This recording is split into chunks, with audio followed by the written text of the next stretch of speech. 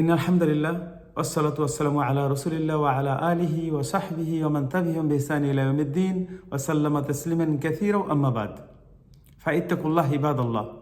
বন্ধুরা, আল্লাহ তাআলা বলেন ওয়ামাল হায়াতুদ দুনিয়া ইল্লা মাতাউল গুরুর। আল্লাহ তাআলা বলেন ইল্লা মাতাউল গুরুর, দুনিয়ার জীবন তো ধোঁকা ছাড়া আর কিছুই নয়। আসলেই কি ধোঁকা? একজন ধোঁকা তো অবশ্যই আল্লাহ যখন বলছেন আমরা মিলিয়ে দেখি কেন, কারণ আমাদের জন্য জীবন চলাটা সহজ হয়ে যাবে।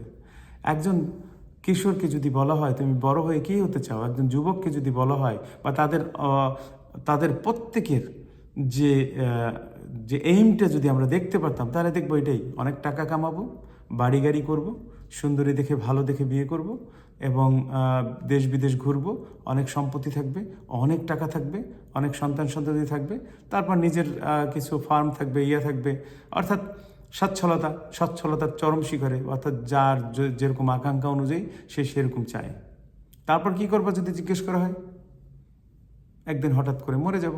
এটাই যে অনেক কিছু ইনকাম করব, অনেক টাকা ইনকাম করব, অনেক সম্পদ করব, অনেক দেশ ঘুরবো, তারপর একদিন হঠাৎ মরে যাব। এটা আমাদেরকে শিক্ষা দেওয়া হয় এবং এইভাবেই আমাদের সন্তানদের এবং আমরা এভাবেই বড় হয়ে এসেছি। কিন্তু এইখানে যে মরে যাব বলে ফুল স্টপ না লাগিয়ে যদি আরেকটু চিন্তা করতাম, আরেকটু শিক্ষা দিতাম বা আরেকটু শিক্ষা গ্রহণ করতাম যে মরে যাব, জীবন ওখান থেকেই শুরু। এতক্ষণ ছিল এটা ছিল ট্রেইলার, আর যেটা সামনে আসতেছে ওইটা হলো আসল জীবন। অর্থাৎ মরে যাব সেখানে ফুল স্টপ নয়, সেখান থেকে শুরু। তারপর একদিন আল্লাহর কাছে দাঁড়াতে হবে। আমি দুনিয়াতে যেই সমস্ত কর্মগুলো করেছি সেইগুলোর হিসাব দিতে হবে আল্লাহর কাছে। আমি যেইভাবে টাকা ইনকাম করছি, যেইভাবে খরচ করছি, প্রত্যেকটা কাজের, প্রত্যেকটা কর্মের কথার হিসাব আল্লাহর কাছে দিতে হবে। সুলাইমান সুখন ভাই, আপনার কথাটা নিয়ে আসছি। আপনি বলছেন যে যদি আপনার কথাটা ভুল ছিল তারপরেও এখানে একটু বলি যে পই করে হিসাব নিতে হবে। কোথায়? যে মানুষ তোমাকে কষ্ট দিয়েছে, মানুষ তোমাকে একটা কথা বলছে বা কষ্ট দিয়েছে, এগুলো মনে রেখে পই করে হিসাব দিতে হবে। কীভাবে? বলছে দুনিয়াটা একটা রেস, তিনি রেসের সাথে তুলনা করছে। দুনিয়াটা একটা রেস, জীবনটা একটা রেস, যে তুমি আগে বেড়ে আগে গিয়ে এটাকে হিসাব দিবে তাদেরকে, মানে পই করে তোমার হিসাব দেবে। আল্লাহ তাআলা পই করে হিসাব নেবেন, তবে এই রেসের হিসাব না। আল্লাহ তাআলা হিসাব নেবেন কার আমলটা কত সুন্দর ছিল। ফামান ইয়া'মাল মিসকালা যাররাতিন খায়রান ইয়ারাহ ওয়া মান ইয়া'মাল মিসকালা যাররাতিন শাররান ইয়ারাহ।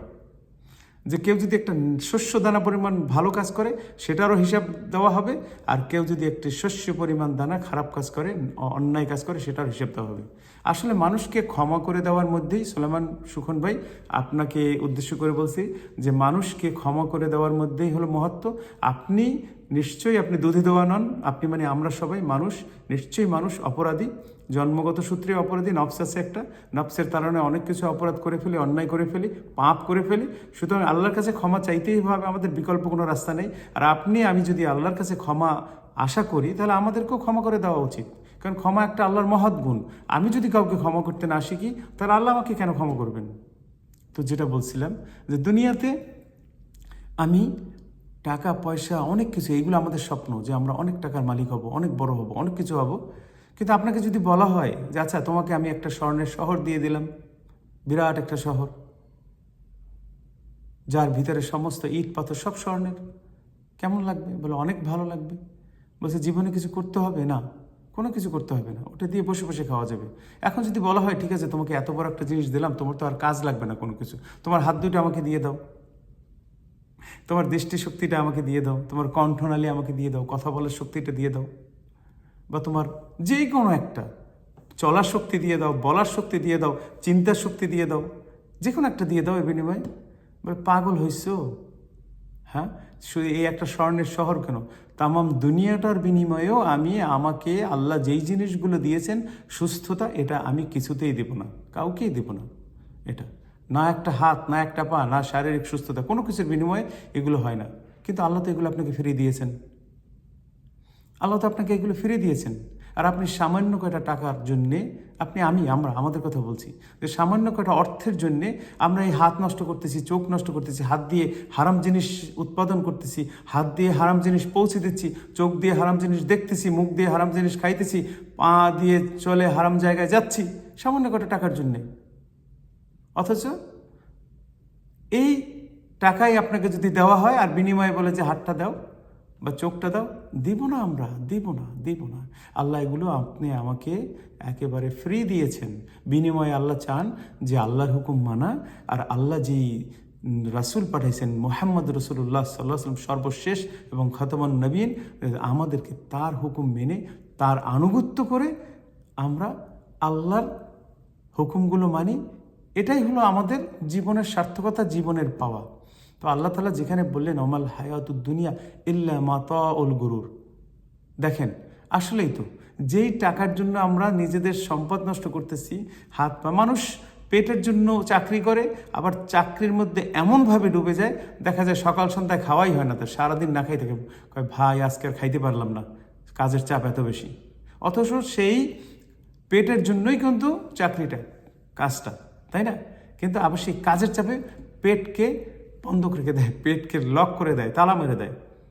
এটা হলো আমাদের ধোঁকা। আমরা ধোঁকায় আছি। আমরা চাই একটা, আমরা দুনিয়াতেই সব কিছু করে নিতে চাই, অথচ দুনিয়া আমাদেরকে একদিন বিদায় জানাবে, সব কিছু ছেড়ে চলে যেতে হবে। বড় হব, টাকা অর্থ করি, কামাবো, বাড়ি গাড়ি, সুন্দরী বিবি, সমস্ত কিছু থাকবে, বিদেশে ঘুরবো, সব কিছু করবো, তারপর হঠাৎ মরে যাব। না ভাই, হঠাৎ মরে যাব না। তারপরে আসতেছে আসল জীবন, মৃত্যুর পরে আসতেছে আসল জীবন। তো এটা ধোঁকা যে আমরা এই জীবনটাকে আসল জীবন মনে করি। আমরা মৃত্যুর মধ্য দিয়ে আমাদের জীবনের শেষ পরিণতি, অর্থাৎ শেষ অর্থাৎ এট দি এন্ড যেটাকে বলে, এটা আমরা মৃত্যু দিয়েই সমাধান করতে চাচ্ছি। আসলে দ্য এন্ড না, দ্য বিগিনিং হলো মৃত্যু থেকে। এখানে একটা মস্ত বড় ধোঁকা আমরা, ওমাল হায়াতুদ দুনিয়া ইল্লা মাতাউল গুরুর। সুবহানাল্লাহ, আল্লাহ তাআলা আমাদেরকে এমনভাবে স্পষ্ট করে বুঝিয়ে দিয়েছেন। আসুন আমরা আমাদের এই ধোঁকার জীবন থেকে বেঁচে আমরা দুনিয়াকে যতটুকু দুনিয়াতে দরকার ততটুকু আমরা ব্যবহার করব আখিরাতের উদ্দেশ্যে। আখিরাতকে আমাদের আসল জীবন বানাবো। তার কারণ দুনিয়াকে যেই আসল জীবন বানাইছে সেই ধোঁকার মধ্যে আছে।